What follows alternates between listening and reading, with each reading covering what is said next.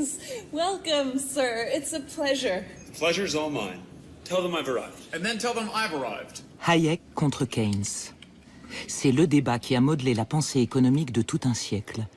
On en a même fait un clip après la crise de 2008. Freddie. Yep. Keynes. Hey, listen, party at the Fed. L'économiste autrichien Friedrich Hayek débattait avec son confrère britannique John Maynard Keynes. Comment sortir de la sévère dépression des années 30, la pire crise que le capitalisme ait jamais connue. For a century, I want to steer markets. I want them set free. There's a boom and bust cycle and good reason to fear it. Play low interest rates. No, it's the animal spirit. Dans ce débat, bien sûr, Hayek semblait être du mauvais côté. Sa conception des dépenses publiques, impuissante à réduire le chômage, s'était révélée définitivement caduque. Pourtant, après la crise économique de 2008, le débat reprit de plus belle.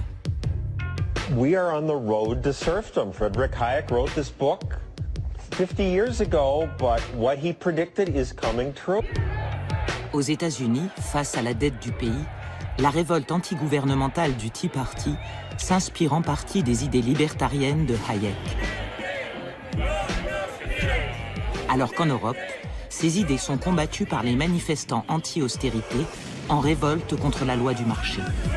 Ce débat qui semblait résolu dans les années 30 ressurgit depuis dans des contextes pourtant fort différents.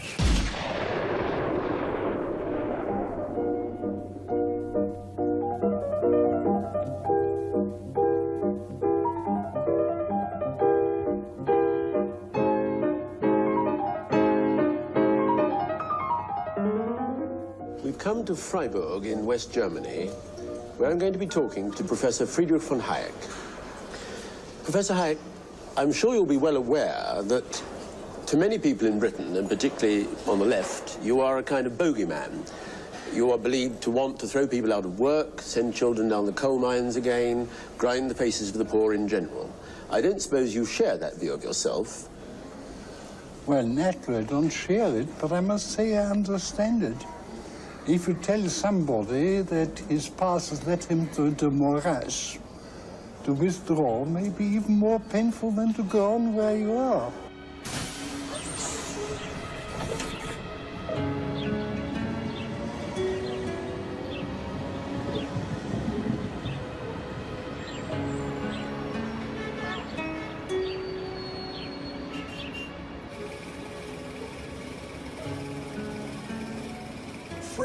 Friedrich Hayek est né à Vienne en 1899. À cette époque, Vienne était la capitale de l'Empire austro-hongrois. Encore adolescent, il sert dans l'armée autrichienne lors de la Première Guerre mondiale.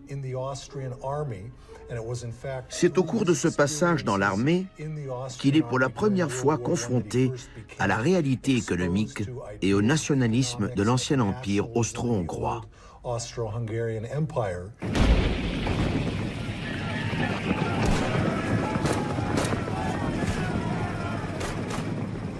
Chère mère, je me trouve à un poste avancé, dans une tranchée appelée par euphémisme le trou des héros. Elle est humide, étroite et dégoûtante. Mais au moins nous sommes protégés des balles. Nous vivons sous attaque aérienne constante. Pas des avions italiens ou britanniques, mais des tanks et des moustiques soutenus par une arrière-garde de punaises et de poux.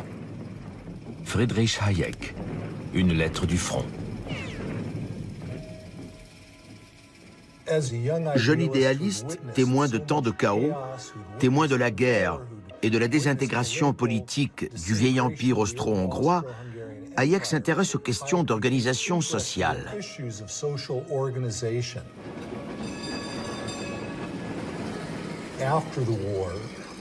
Après la guerre, de retour dans la capitale, il s'inscrit à l'université de Vienne, qui, immédiatement après la Première Guerre mondiale, accueille de nombreux étudiants de tout l'Empire.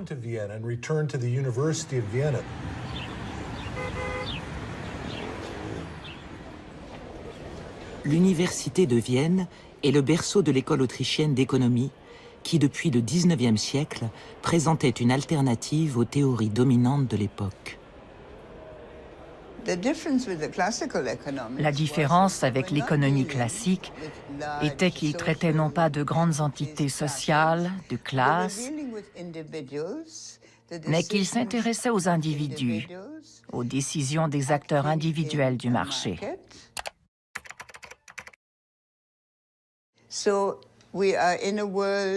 Donc, nous sommes dans un monde entièrement individualisé avec des consommateurs individuels, des producteurs individuels, considérés comme des petites entreprises indépendantes.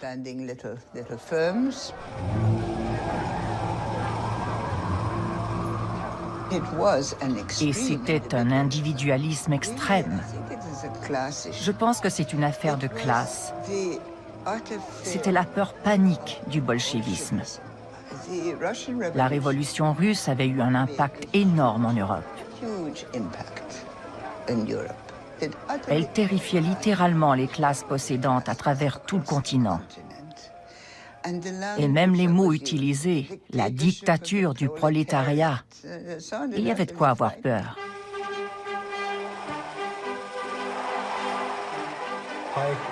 À l'origine, Hayek avait les idées d'un socialiste modéré.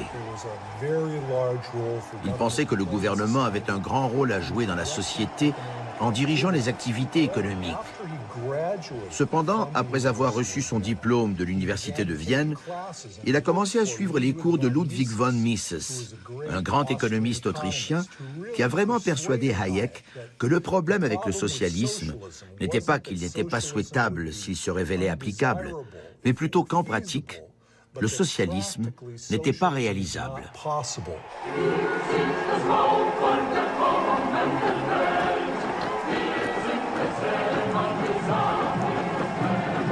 The idea of socialism was always connected with a firm conviction that there is only one good plan possible and that only one plan ought to be put into practice. Ludwig von Mises a développé cette thèse dans son essai sur le calcul économique en régime collectiviste, où il a essayé de montrer que sans un système de profit, de prix et de propriété, vous ne pouvez pas avoir une évaluation et un calcul rationnel de l'économie. C'est pourquoi une activité économique rationnelle est impossible dans le socialisme. Hayek a adhéré à ces arguments et les a développés dans son propre travail. 60-second adventures in economics. An economy is a tricky thing to control, and governments are always trying to figure out how to do it. Back in 1776, economist Adam Smith shocked everyone by saying that what governments should actually do is just leave people alone to buy and sell freely among themselves. In this case, everyone's happy.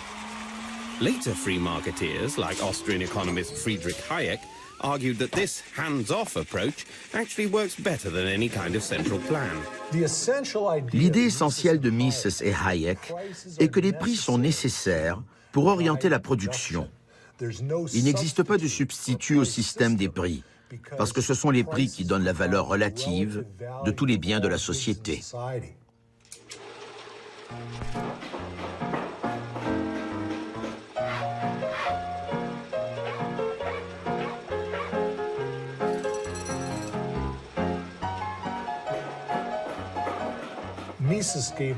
Mises donne l'exemple de la construction d'une maison.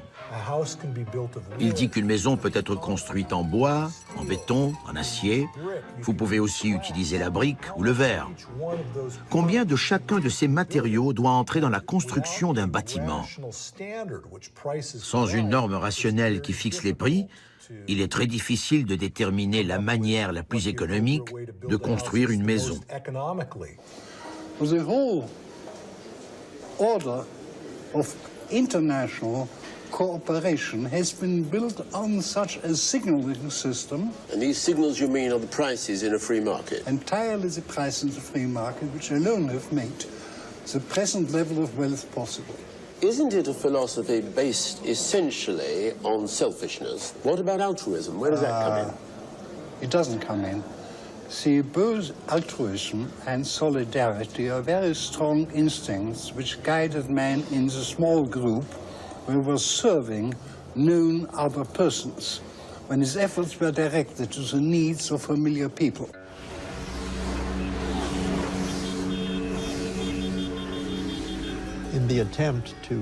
Sa tentative de justifier et de rationaliser ce réseau économique était de dire qu'il était enraciné dans la nature humaine.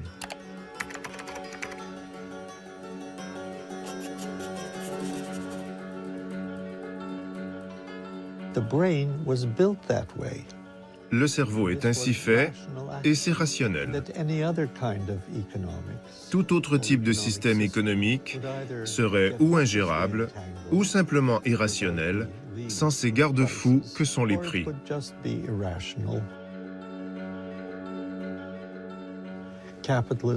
En bref, le capitalisme serait un système économique éternel parce que le plus rationnel, le plus efficace et le plus juste en termes de récompense par rapport à la contribution des acteurs.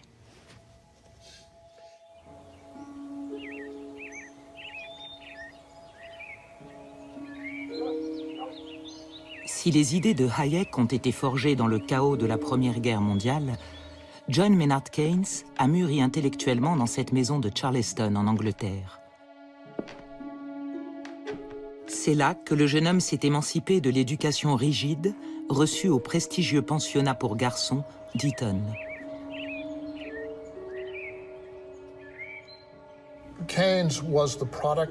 Keynes était issu d'une vieille famille victorienne appartenant à l'élite universitaire de Cambridge.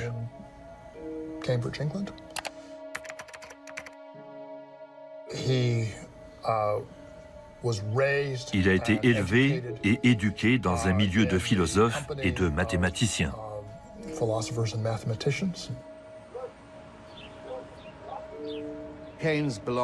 Keynes appartenait au Bloomsbury Group, un groupe d'intellectuels et d'artistes. Ils étaient engagés dans une révolte fin de siècle contre l'époque victorienne.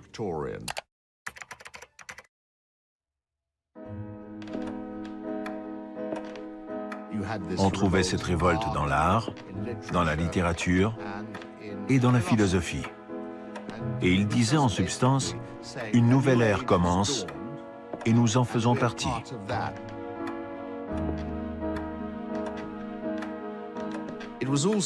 C'était également une époque de libération sexuelle. Ils ont renié les conventions du mariage. Ils avaient de nombreuses expériences homosexuelles et Keynes, dans sa jeunesse, ne fit pas exception.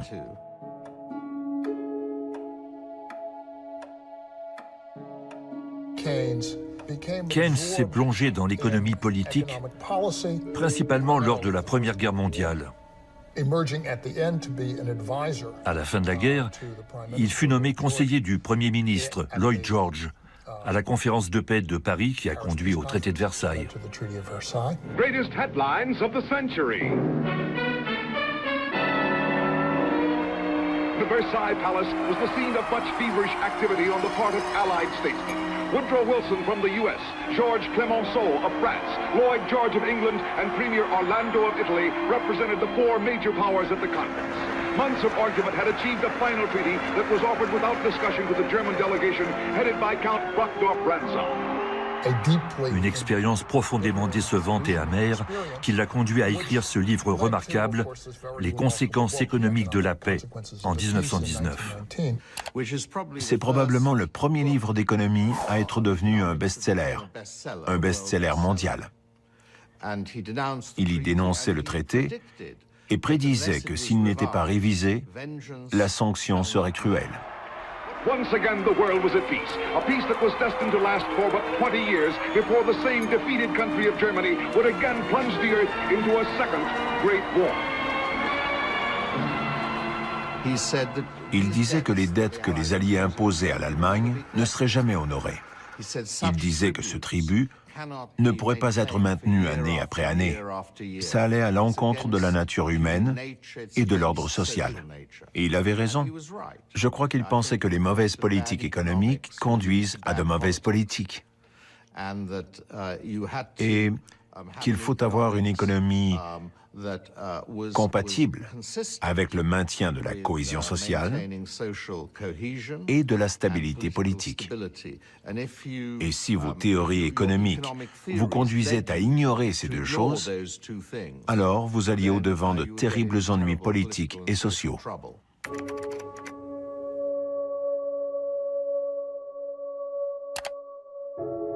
Mais un tel mélange de politique, d'observation sociale et d'économie était étranger à Hayek et à l'école autrichienne d'économie. Chez Hayek, effectivement, on ne prend absolument pas en compte le phénomène des réparations et des circuits de la dette entre les divers pays belligérants, les États-Unis, après la Première Guerre mondiale. C'est le mérite de Keynes d'avoir illustré que ceci était un mécanisme impossible. Mais il est assez normal que Hayek ne l'ait pas détecté parce que dans sa théorie, à l'extrême rigueur, le taux d'intérêt jouait un rôle dans la processus de capital, mais le crédit en lui-même n'était pas traité.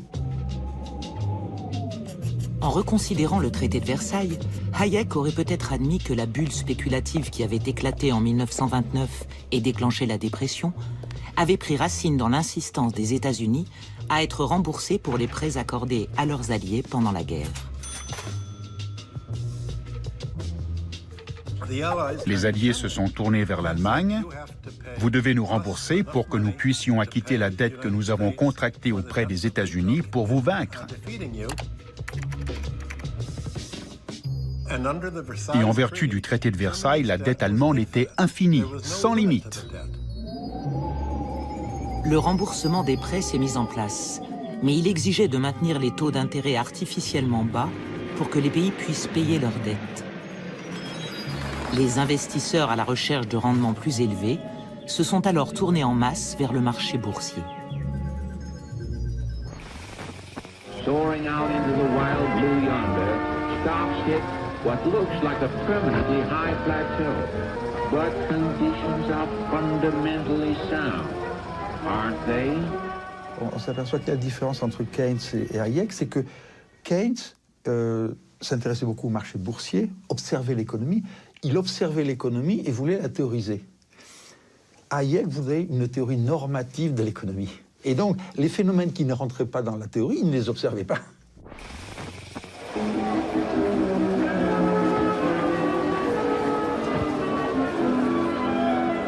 Tuesday, October 29th, 1929, in history's worst panic, over 16 million shares are dumped on the market as stocks go down, down, down. Hallelujah. En 1929, la bourse s'effondre. Le capitalisme subit une crise, peut-être la plus grave de son histoire. It's over. All over. Once I lived a life of a millionaire. Spending my money, I didn't care. Le taux de chômage dans de nombreux pays dépasse les 25%. La production industrielle des États-Unis chute de moitié. On enregistre un effondrement des exportations à travers toute l'Europe. Les économistes ne savent plus comment enrayer le mouvement.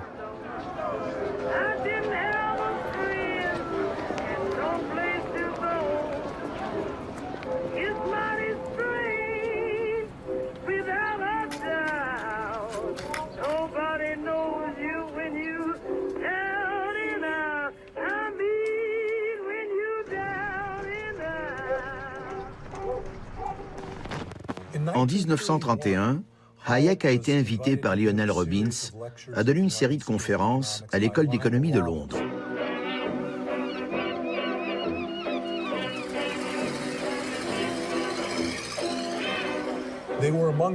Ces conférences étaient parmi les plus brillantes que les économistes britanniques aient entendues. Elles semblaient donner une réponse à ce qui n'allait pas avec la Grande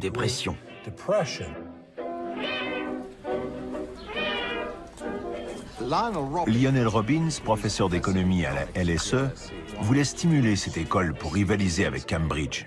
Donc il s'est dit qu'il allait faire venir ce brillant jeune homme à la LSE, d'où il pourrait contester la domination de Cambridge.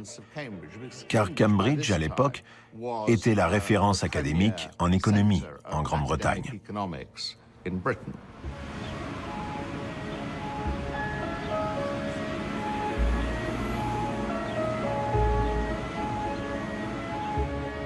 Et voilà comment le fameux débat du siècle a commencé. Par la rivalité entre deux écoles d'économie. L'école d'économie de Londres, la LSE, contre l'historique université de Cambridge, plus établie, où enseigne John Keynes, l'économiste britannique le plus connu à l'époque.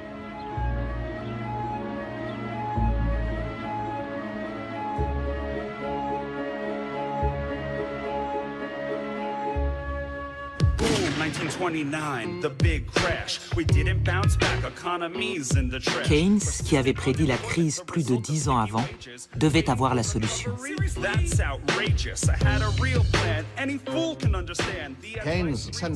La thèse centrale de Keynes était que le niveau d'emploi dépendait de la demande agrégée, c'est-à-dire du pouvoir d'achat global au sein de l'économie. A live fast, die young kind of chap called John Maynard Keynes cheerfully pointed out that, in the long run, we're all dead. So to avoid the misery of unemployment, the government should instead spend money to create jobs. Whereas if the government tightens its belt when people and businesses are doing the same, less is spent, so unemployment gets even worse. Si tout le monde veut augmenter son épargne, et si les gouvernements décident de réduire les dépenses, cela fait baisser les dépenses totales et entraîne la récession.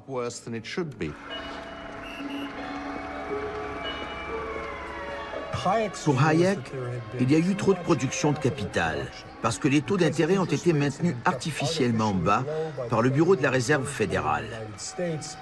Cela a encouragé une surenchère de la capitalisation, ce qui n'était pas viable. Selon Hayek, la méthode économique à suivre pour le gouvernement devait être une politique de non-intervention pour permettre une récession naturelle et la liquidation de mauvais investissements.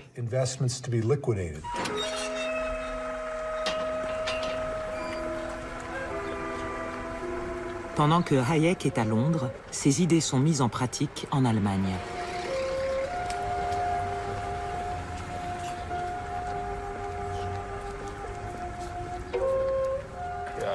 Il est regrettable, particulièrement en Allemagne, que l'expérience du début des années 30 ne soit pas intégrée dans nos débats.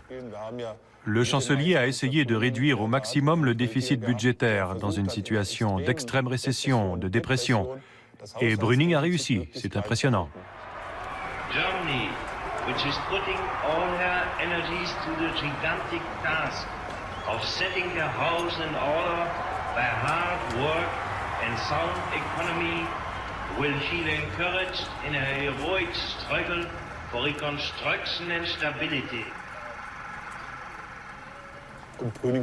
Il a fait des économies telles que dans cette phase d'extrême dépression, l'Allemagne n'a presque pas eu de déficit. Mais les conséquences ont été catastrophiques, avec un déclin de l'activité économique, une forte déflation et une augmentation extrêmement forte du chômage, qui a conduit en Allemagne à toutes ces graves conséquences politiques dont le monde entier a souffert. La vengeance sera terrible, annonçait Keynes dans son livre. Son avertissement sur les coûts sociaux liés aux décisions économiques s'est confirmé lors de la campagne électorale de 1932 en Allemagne. 13 Jahre lang haben Sie wirtschaftlich, politisch bewiesen, was zu leisten Sie fähig sind.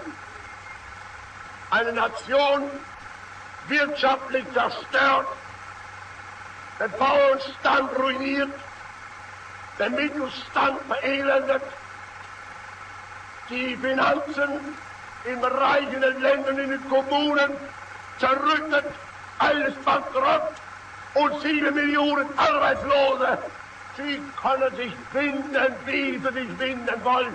Dafür sind Sie verantwortlich.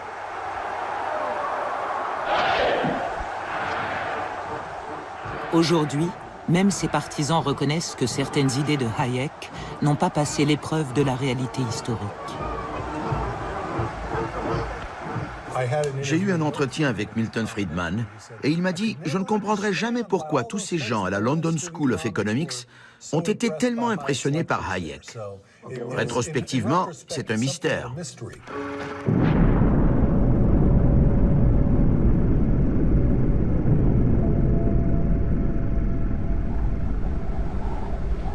À la fin de la guerre, Hayek est oublié et ses idées laissées de côté. Ce que dit Keynes retient bien plus l'attention des sociétés en train de rebâtir sur des ruines. Le Japon a perdu la guerre en 1945 et la nation entière a été dévastée. Nous devions reconstruire le pays.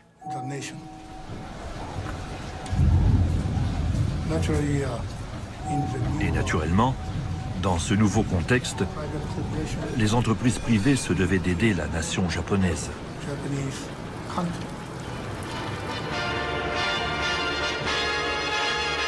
You could imagine yourself at Earl's Court if you wandered into the New York Motor Show. There were so many British cars there. A great thing for the export trade. The Japanese section attracted a lot of interest. Exports are as vital to them as to our own country. Pour devenir plus fort, meilleur économiquement parlant, nous devions exporter des automobiles. En gagnant des devises, nous pouvions importer du pétrole, de la nourriture et tout ce dont le pays avait besoin. C'était un des devoirs de Toyota d'exporter pour obtenir des devises. Dauphine Renault, la plus vivante des 4 places, 115 km à l'heure et seulement 6 litres au 100.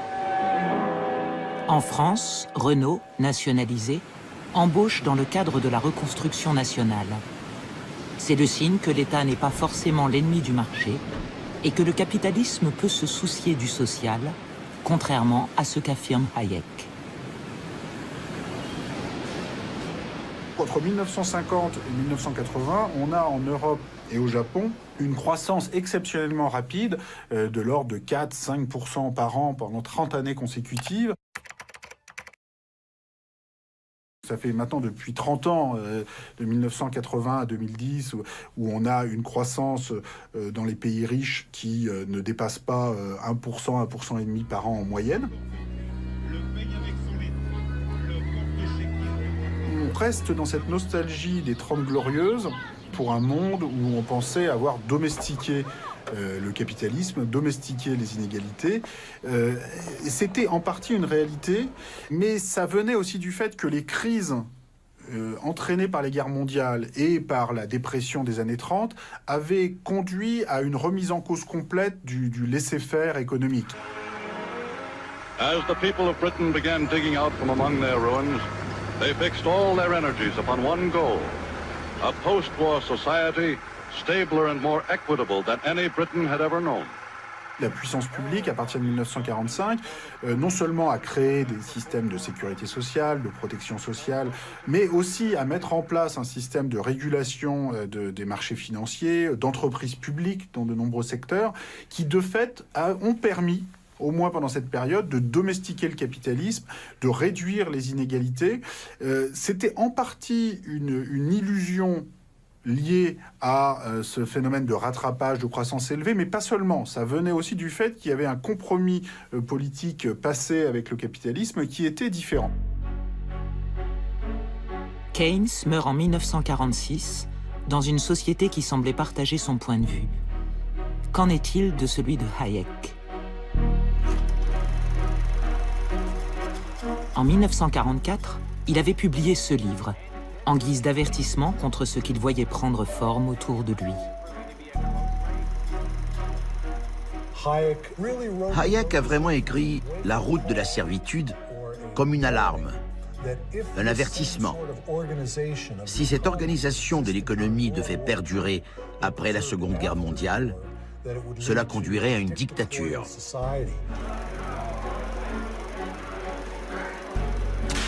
Pour Hayek, les racines du fascisme et du nazisme ne résident pas dans l'effondrement économique, provoqué en partie par le libre marché non régulé, mais dans son exact opposé, l'abandon des idées libérales qui constituent la base du libre marché. La régulation et l'intervention de l'État, selon lui, nous ont menés à la servitude par le passé et nous y mèneront à nouveau.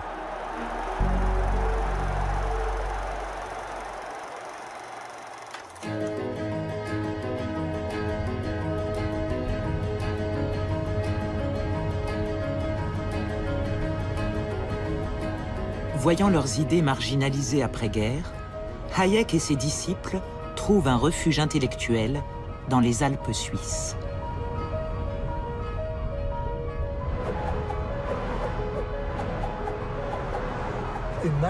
En 1947, Hayek a fondé la Société du Mont Pèlerin, qui tire son nom de la montagne suisse où se tint la première réunion de cette association.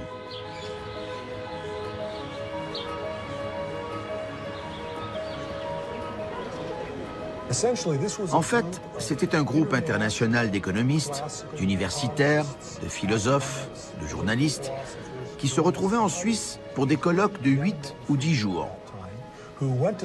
Le jeune Milton Friedman y participait.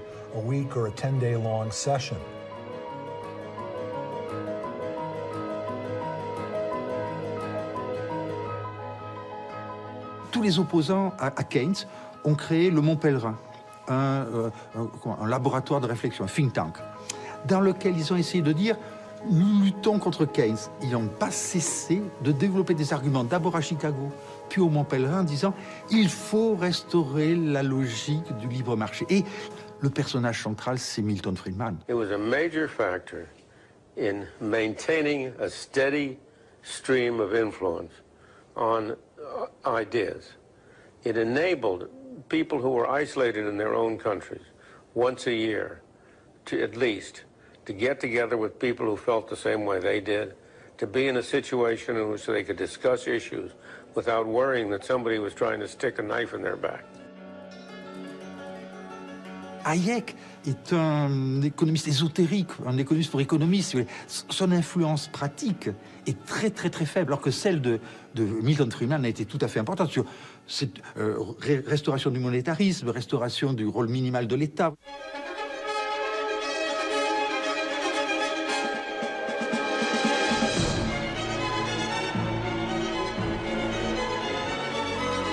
Si l'Europe d'après-guerre résiste à la vision du marché autorégulé de Hayek, l'Amérique, suspicieuse à l'égard du gouvernement, y est bien plus favorable.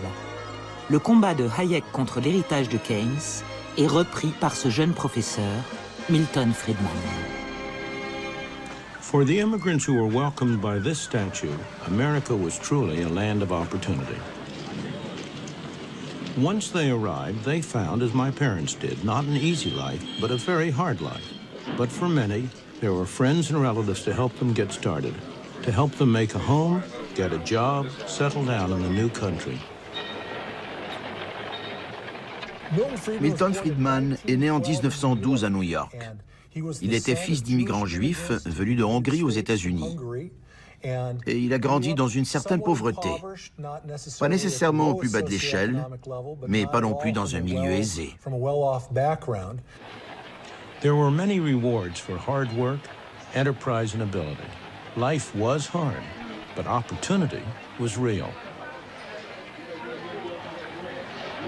There were few government programs to turn to and nobody expected them. But also, there were few rules and regulations.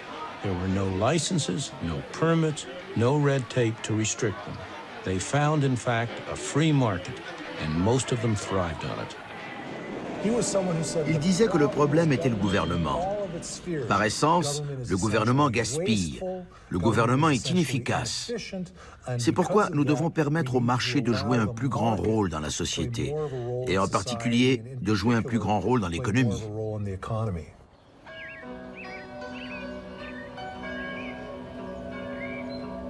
Alors que Hayek, immigré de la vieille Europe, avait eu du mal à obtenir un poste permanent d'enseignant aux États-Unis, Milton Friedman, né américain, peut s'appuyer sur une forte institution universitaire. L'empreinte de l'école de Chicago à l'extérieur de Chicago, en dehors de nous, n'est qu'à moitié idéologique. Milton Friedman a écrit La liberté du choix et d'autres livres qui étaient des professions de foi, mais dans ses cours, il n'a jamais rien enseigné de cet ordre. Nous n'avons jamais eu un seul message dans l'esprit de la liberté du choix. Il nous apprenait le fonctionnement du système des prix et des êtres humains dans la sphère économique.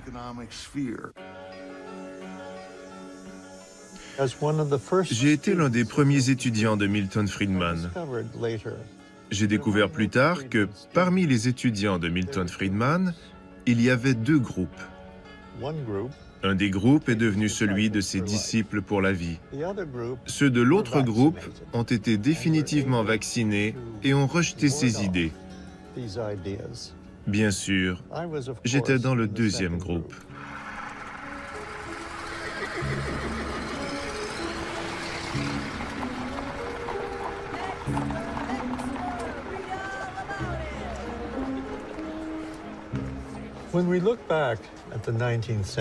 Si on remonte au 19e siècle, ce qui me frappe, c'est qu'à l'époque, et malheureusement aujourd'hui encore, le marché apparaît comme l'utopie de l'existence.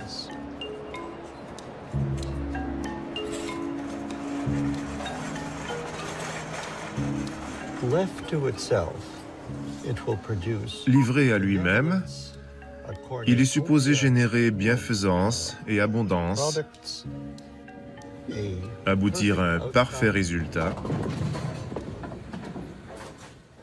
et en plus, il s'autorégulerait.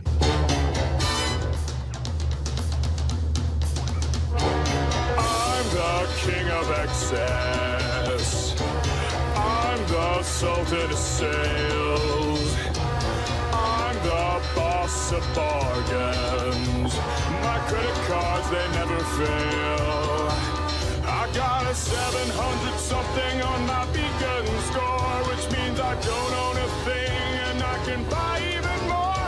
I'm a buffet eating, tablet reading, lovable guy. I get the best of the best that my money can't buy. It's a wonderful life.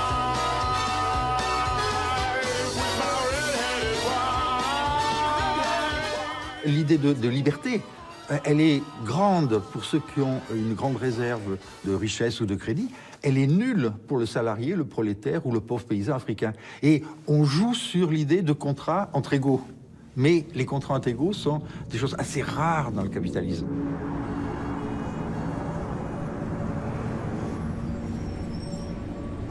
L'illusion néolibérale n'est pas quelque chose de nouveau, c'est quelque chose qu'on observe déjà au XIXe siècle. Et de ce point de vue-là, la France est un pays intéressant parce que c'est vrai que la France, après la Révolution française, qui est un peu la révolution bourgeoise par excellence, la France vit vraiment dans cet idéal de l'égalité des droits face au marché.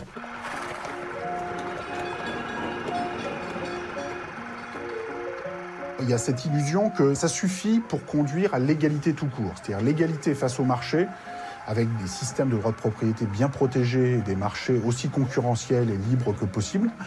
Ça suffit, il n'y a plus rien d'autre à faire, et en marche vers une société idéale.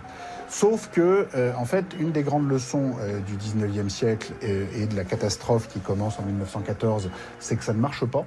C'est difficile à définir, mais ce qui est certain, c'est qu'en 1913, en France ou en Europe, ce n'est pas raisonnable. On a 70% des patrimoines qui sont détenus et transmis par 1% de la population.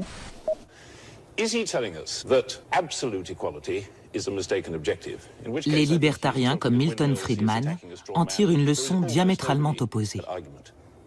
When you say that it is wrong for government to intervene in the free enterprise system to do something about inequality, You evoke a model of a free enterprise system which does not exist and has never existed to a significant extent in history or anywhere in the world. I agree with you that everything called free enterprise is not free enterprise. But I challenge you to find a single example in history at any time of any society where people have been relatively free, and I don't mean merely what you call merely economic freedom. I mean freedom in the full sense.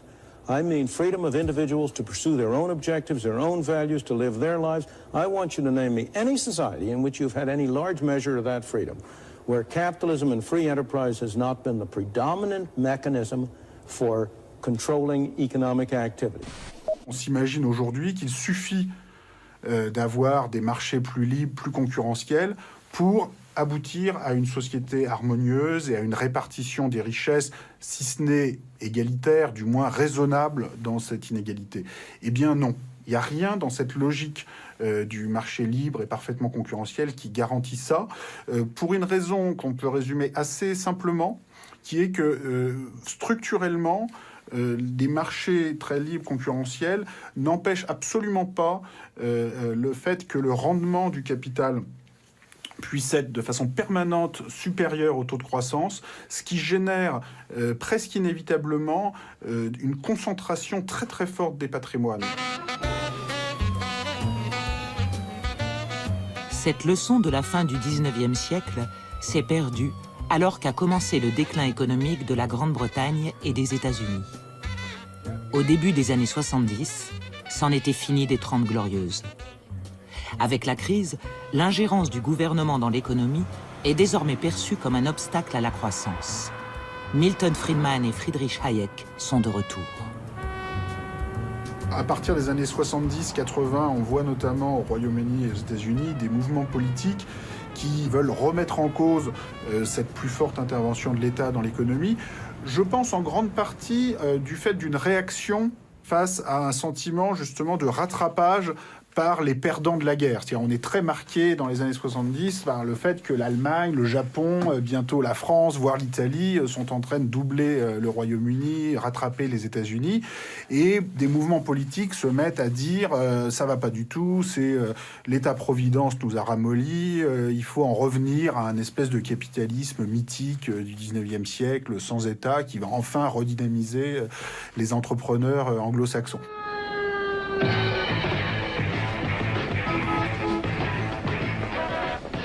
Le marasme économique fut pour Friedman et Hayek l'occasion qu'ils attendaient de changer les orientations politiques et économiques instaurées depuis la fin de la Seconde Guerre mondiale.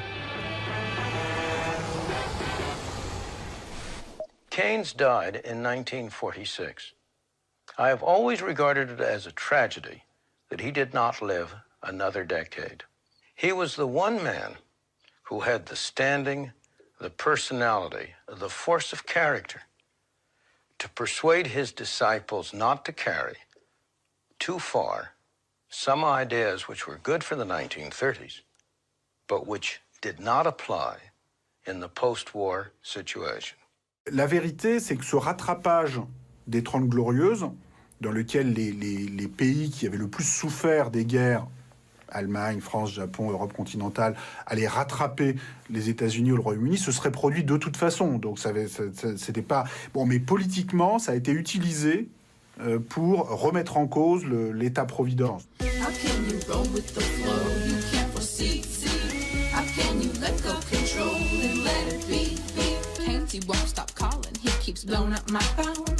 He wants to teach me something, and he won't leave me alone. I tell him there's no use in trying, 'cause Friedrich Hayek is my guy. And if you wanna get with a girl like me, you got to let go control of the economy. I said, if you want. Et soudain, Hayek devient cool, même pour les adolescentes rebelles. Ça avait commencé comme un débat entre la vision rigide et scientiste du marché de Hayek et l'approche plus souple de Keynes, en prise avec les complexités de la réalité humaine.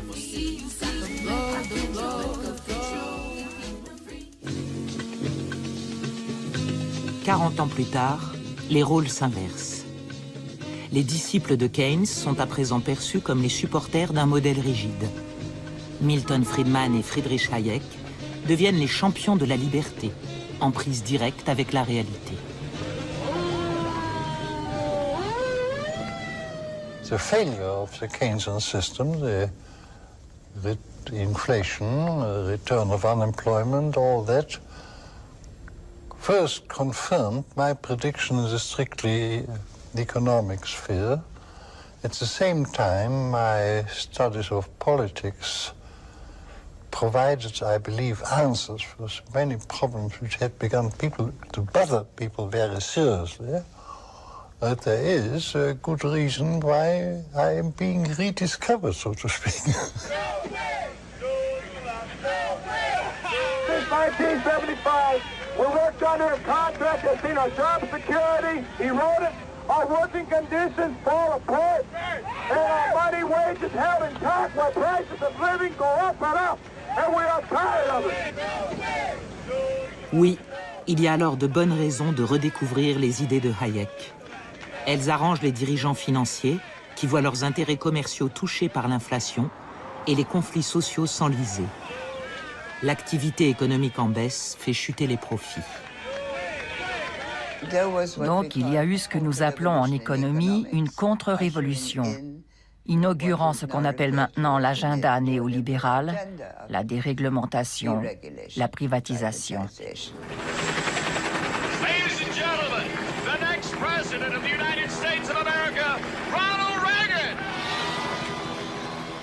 Durant les années 1980, à la fois Margaret Thatcher en Angleterre et Ronald Reagan aux États-Unis ont tenté de mettre en œuvre des politiques qui étaient influencées philosophiquement et dans la pratique par Hayek et Friedman. I would like to think that the kind of leadership that I would exercise in Washington is not the kind of leadership that I would pretend that I can solve all the problems I've been discussing here, but that together you and I can. I would like to take the lead in taking government off the backs of the American people and turning you loose to do what I know you can do. Her supporters called it her biggest achievement. Others called it her terrible legacy. Margaret Thatcher's battle with the miners was a defining moment not only in British industrial relations, but also in British history. What we've got is an attempt to substitute the rule of the mob for the rule of law. And it must not succeed.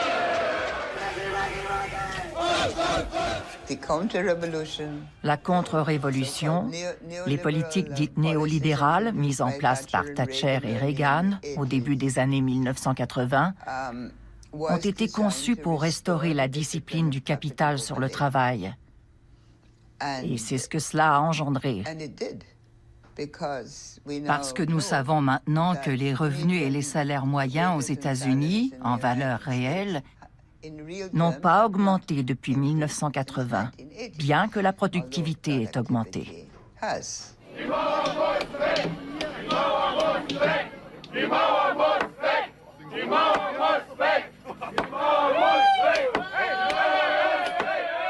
La chute du mur en 1989 et la chute du système soviétique en 1990 laissent le capitalisme sans rival et conduit à une nouvelle période de foi démesurée, disons, dans la capacité d'autorégulation d'un système de libre marché, de libre concurrence et une foi sans limite dans le capitalisme privé à générer ses propres règles. My name is Jordan Belfort. At the tender age of 22, I headed to the only place that befit my high-minded ambition. Je pense que cette période, un peu folle d'un point de vue idéologique, explique beaucoup des dérèglements financiers des années 90-2000. Et nous pensions que le capitalisme avait été dompté après la Seconde Guerre mondiale.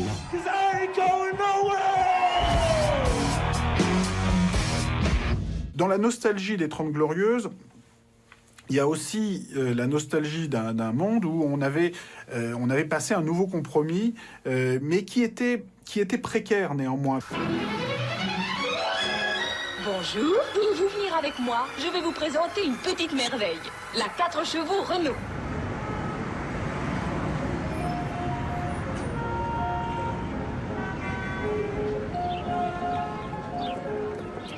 C'est important de comprendre que beaucoup des réductions des inégalités qu'on a eues au XXe siècle ont été causées soit par les guerres, soit par des réactions politiques à la suite des guerres qui se sont faites un peu dans l'urgence.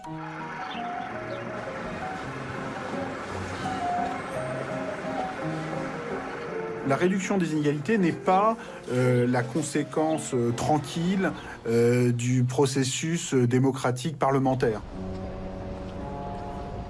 Dans leur vision du capitalisme mythique et indomptable du XIXe siècle, Milton Friedman et Friedrich Hayek n'ont jamais débattu des éléments qui, nous le savons aujourd'hui, ont contribué à ces ravages. L'inégalité, la dette et la spéculation. Milton Friedman a suivi la théorie de Ricardo. La dette ne peut pas créer de problème. Même s'il qualifiait son approche de monétariste et disait que l'argent comptait, la réalité dans son approche est que l'argent n'a pas d'importance du tout, ni la richesse.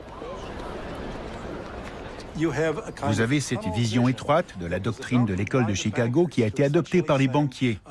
Ne réglementez pas la banque, ne réglementez pas Wall Street. Ayez une économie déréglementée. Tout va s'arranger parce que les économies tendent vers l'équilibre. When the price of an asset rises faster than can be explained by economic fundamentals, it creates a bubble.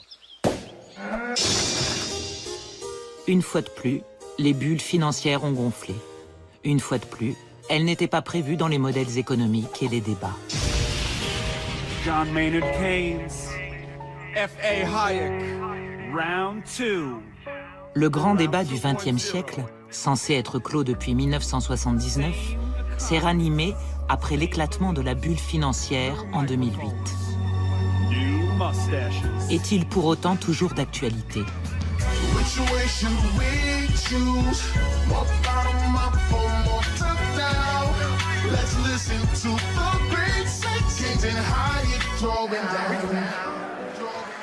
Je crois que toute la théorie économique contemporaine, sauf les hétérodoxes, les marxistes, etc., est bâtie sur l'idée d'un système tellement rationnel qui ne peut pas aller à la crise.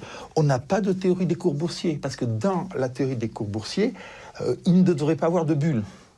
Et pourtant, il y a des bulles qui apparaissent régulièrement. Mais la théorie ne peut pas les formaliser, donc elles sont irrationnelles, donc on ne les met pas dans la théorie. Et voyez à nouveau l'aspect intéressant. Donc vous avez des exposants du crédit spéculatif, vous avez des bulles boursières, mais la théorie dit que ça ne devrait pas exister.